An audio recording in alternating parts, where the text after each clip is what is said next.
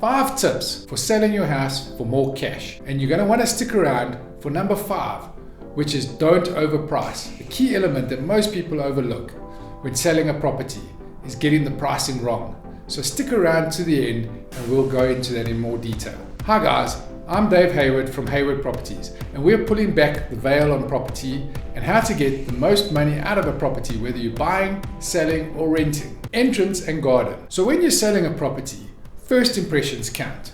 From the moment somebody drives up what we call curb appeal to walking into your house, how does it appeal to somebody?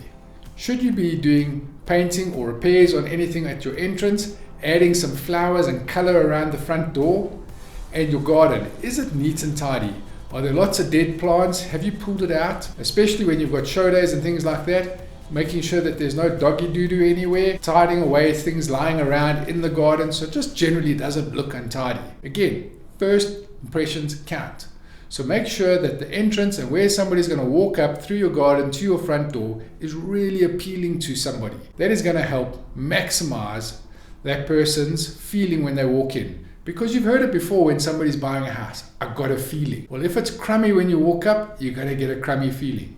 If it's pretty, there's some nice flowers, they're going to get a great feeling walking into your property. So residential properties is a sentimental feeling that people have.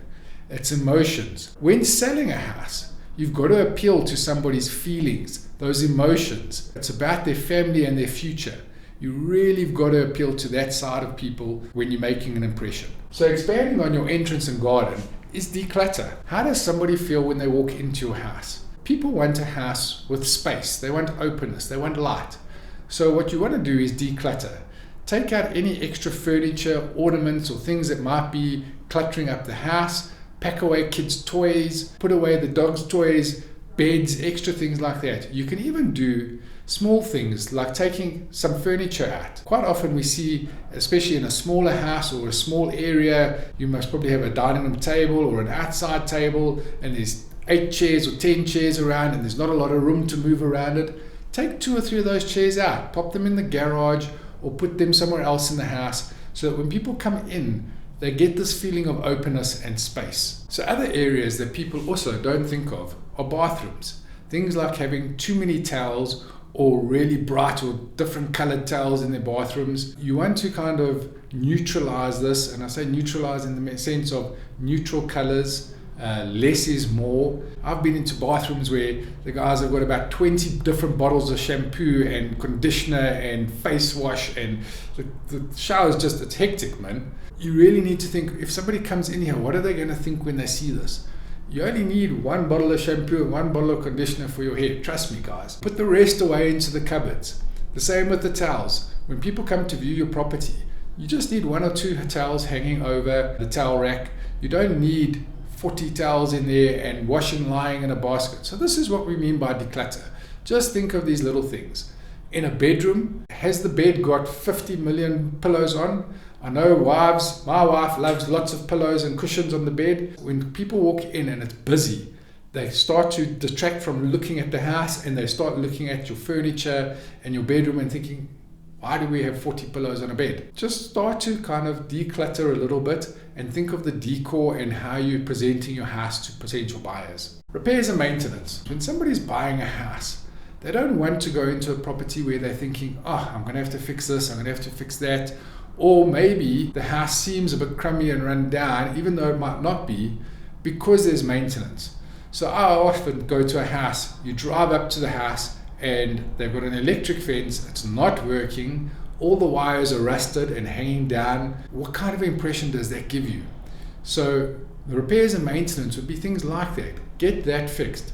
Does your gate motor work, or do you have to walk out and manually open it and look, I can see that your gate doesn't work. Cupboards. You walk into a kitchen cupboard and half the doors are hanging askew and looking a bit tired. Those aren't things that are going to cost you a lot of money, but when somebody walks in, it's going to make a great first impression on them. So walk around your house and have a look and see what little things need maintenance. Another great tip is in bathrooms. We all live in our bathrooms and we get used to them. But when you're selling, it's like selling a car. You don't take your car to the car dealership after it's been driven through the mud and it's dirty. You take your car and you get it valeted and you wash it, and then you go present it to the car dealership to sell it.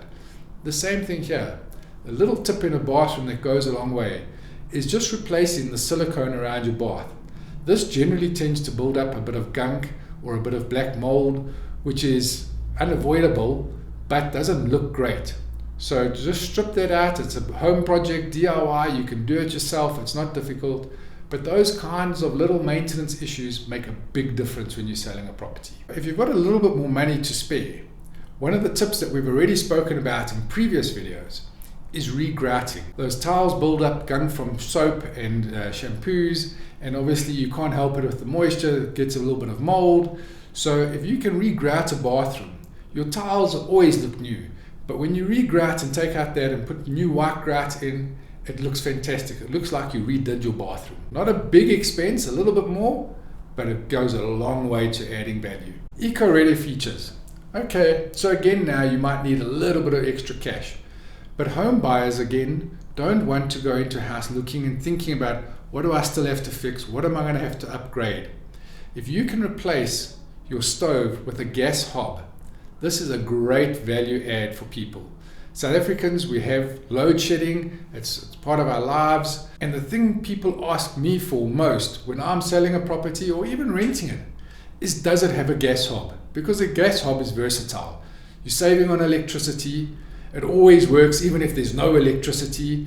You know, if there's no power and your geezer's cold, you can still boil water and have a bit of a bird bath going. You can cook for your children. You've always got hot water for a cup of coffee. So it sounds silly, but South Africans really look for this. The other big thing is that gas hobs today aren't expensive.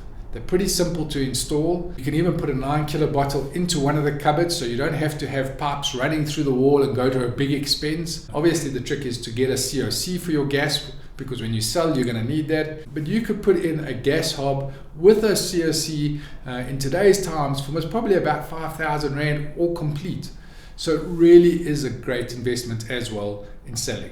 Any other eco stuff that you can add without going to too great an expense will also help. Things like a water jojo, which we've discussed before as well, that gives backup water in certain areas, or solar, or even a backup battery is also a great investment. And when you're competing in the property market, people are going to go look at 4 or 5 different houses, maybe 10 houses, and then they're going to go write out kind of a pros and cons list. And the houses that have got solar or a battery backup or jojo tank, all those kind of things, a gas hob, they're going to get more ticks on that pros list, and they're more likely for buyers to put an offer in than those that have got nothing. Now guys, don't overprice. Now it seems a bit out of place here with all of these, but we want to maximize your investment and get you the most cash back when you're selling your house. Believe it or not, overpricing most probably does more damage to your sale than pricing it right. When you overprice a property, you're going to get very few buyers clicking on your link to view it. You're going to get few buyers coming to view your property, and people start to think, is there something wrong with the house? They start to realize that it's overpriced, and you don't get offers. The longer your house is on the market, the more likely you are to get stupid offers for your property, because people start to think you're desperate. You haven't been able to sell in 6 months, you've got no offers in 6 months, they're going to come in with these lowball offers. And that's where you've got to trust your agent, who will give you your valuation and give you the right selling price. Most people think agents just want to sell my house, they want to undercut it. The agents don't. They want to get known for selling your house and getting you a good price. They want you to refer them to your mates. So they aren't pricing your house cheap as possible, they're pricing it to get the best offer for you. If you price correctly, you create interest. If the house is priced right and you've got 5 or 6 buyers coming all at the same sort of time and they can see that there's interest, they're more likely to make you an offer close to your asking price or dead on your asking price. And sometimes I've had a couple of properties where we've priced it and we've had 10 people interested. People actually end up offering you above your list price. If you want to maximize the selling price on your house, believe it or not, going high and hoping for lower offers is completely the wrong way to go.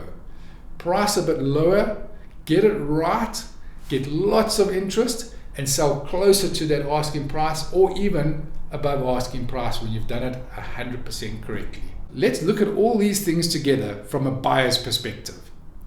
If the house is now priced right for your area, you've got eco-ready features, you've decluttered, the front garden and the entrance is appealing, you've got your house kind of appealing to their emotional side, and they've now got all the boxes ticked, it's going to stand out from all other properties, and you're likely to sell your house a lot faster and get a much better price at the end of the day. Thanks for watching. If you've got any questions, leave them in the comments. If you found this channel valuable, be sure to like and share it to your mates. And if you want to see more tips and tricks on properties, don't forget to subscribe. And we hope to see you at our next video.